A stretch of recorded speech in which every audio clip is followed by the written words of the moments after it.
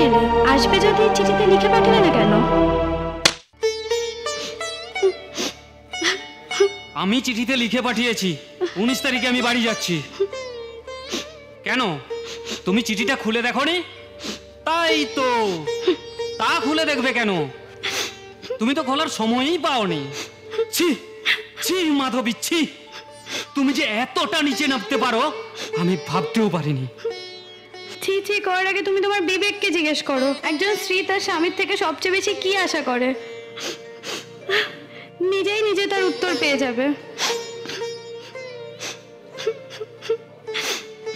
ঠিক আছে, আমার ভুল তোমাকে একা বাড়িতে রেখে যাওয়া। চলো বাড়ির ভেতরে চলো। তুমি তোমার সব জিনিসপত্র ব্যাগে নিয়ে ভালো শাড়ি পরে বেরিয়ে পড়ো, আমার সঙ্গে কলকাতায় গিয়ে থাকবে।